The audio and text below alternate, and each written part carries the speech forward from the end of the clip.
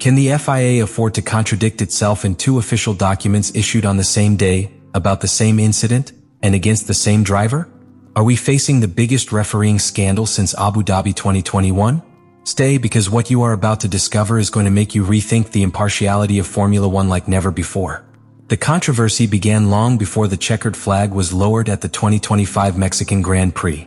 Everything broke out just a few hours after the end of the race, when two official documents were leaked in the internal forums of the FIA that, far from clarifying the incident between Lewis Hamilton and Max Verstappen, ended up opening a Pandora's box that still today shakes the regulatory foundations of Formula One.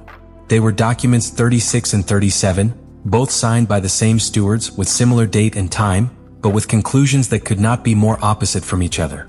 In the first of these, document 36, the FIA imposes a standard 10-second penalty on Hamilton. The apparent reason is simple: leaving the track in turn 4, cutting through the grass and not returning the position obtained to Verstappen. According to this version, the British driver violated Article 33.3 of the sports regulations by gaining a lasting advantage by leaving the track without respecting the procedure indicated by the race director. Until then, everything sounds like a rigorous application of the regulations, as has happened so many times. But the reality is much murkier, because document 37, issued by the same authorities, contradicts that narrative point by point. It recognizes that Hamilton could not physically follow the protocol set by the FIA because his car, after a brake lock, was at such a speed that turning towards the stipulated escape route would have implied an imminent accident. That is, it was not disobedience but a technical impossibility. The stewards accept that the Briton acted in good faith and did not violate the race director's notes. Two official truths, but completely incompatible.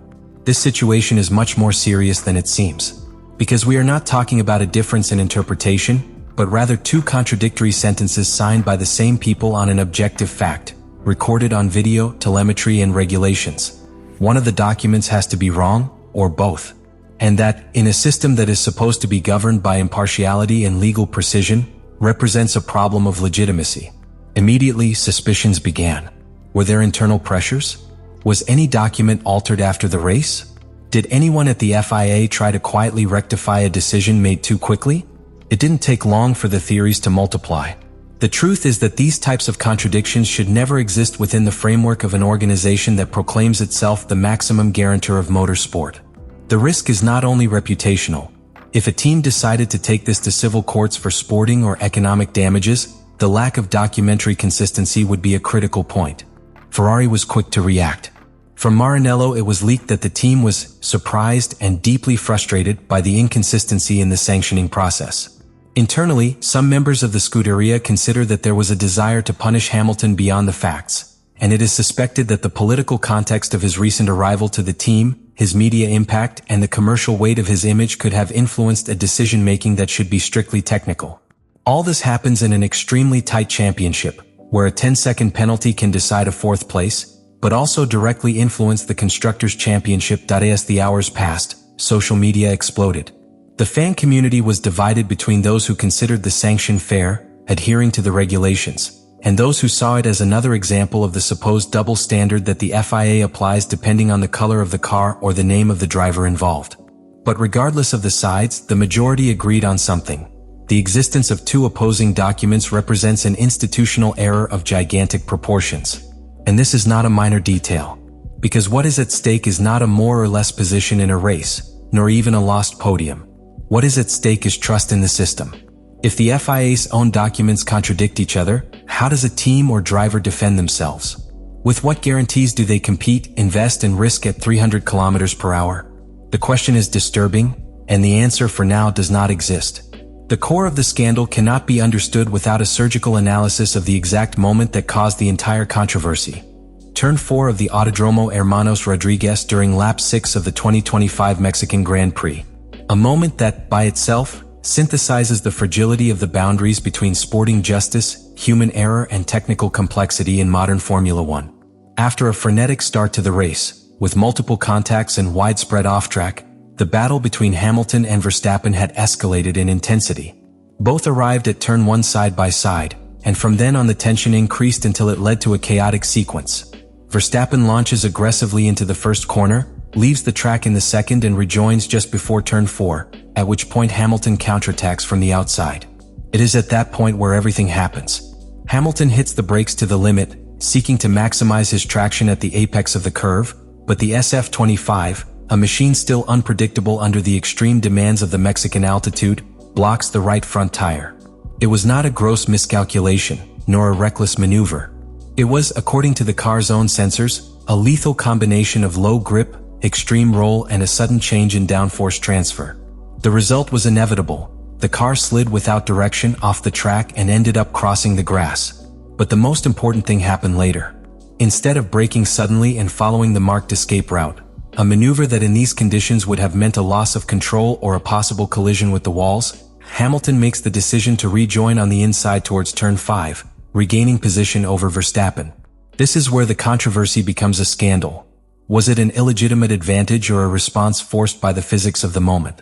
According to telemetry analyses published later, Hamilton entered that area at more than 220 km per hour, with a trajectory forced by inertia and without real ability to maneuver in the first meters after the blockade.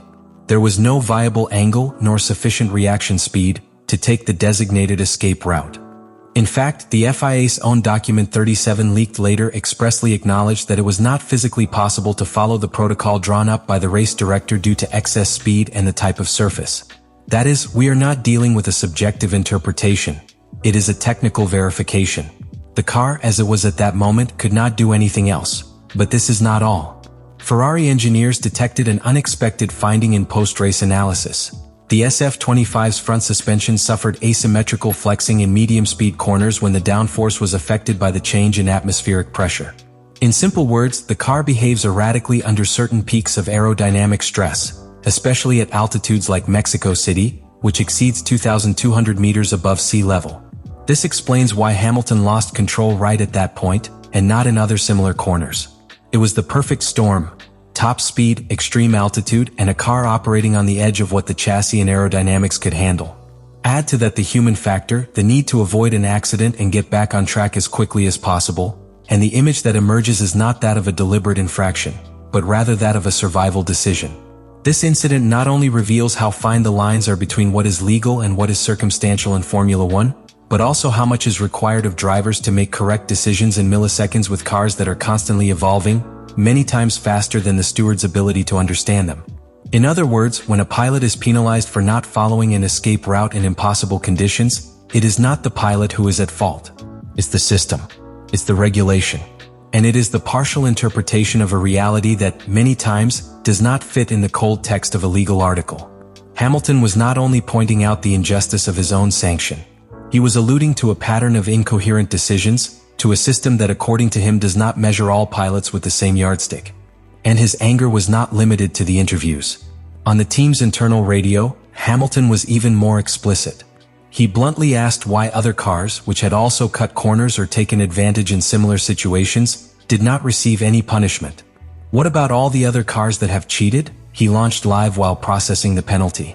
And his frustration did not arise from a vacuum. During the same race on lap 1, both Charles Leclerc and Max Verstappen left the track in turn 1. Leclerc returned position to Lando Norris, but not to Hamilton, who was ahead at the time of the incident. Verstappen, for his part, rejoined after cutting in turn 3. No one was penalized. Hamilton, yes. And not just with a warning or an investigation, with the harshest possible penalty for that violation, 10 seconds. This disproportion only fueled the feeling of partiality. It was not the first time that Hamilton felt victim of unequal criteria. Abu Dhabi 2021 still reverberates in the collective memory, but this new episode reopened unhealed wounds neither inside nor outside the paddock. Because when a driver of his caliber, 7-time world champion, says publicly that he doesn't understand the logic of the FIA, he is not blowing smoke. It's setting off an alarm. The penalty to Lewis Hamilton at the 2025 Mexican Grand Prix was not simply a controversial decision. It was in many ways an institutional fracture. A moment that has crudely exposed the structural cracks in the Formula One sports justice system. Because beyond the specific maneuver or the immediate emotions, the true damage is found in what came next. The documentary contradiction, the absence of accountability, and the system's inability to self-regulate in the face of error. Until now, the FIA had protected itself behind a discourse of technocracy. Decisions made by experts, applied according to the regulations, and communicated with legal language to eliminate any perception of subjectivity. But with the appearance of documents 36 and 37 signed by the same commissioners and with completely opposite conclusions, that shield has collapsed. If the referee contradicts himself in his own official records, how can he demand obedience, respect, and credibility? And now I ask you directly, what do you think? Do you think the FIA acted fairly in the Hamilton case? Or are you convinced, like many, that this penalty was another example of a double barra that is distorting the competition? Leave it in the comments what you think about all this.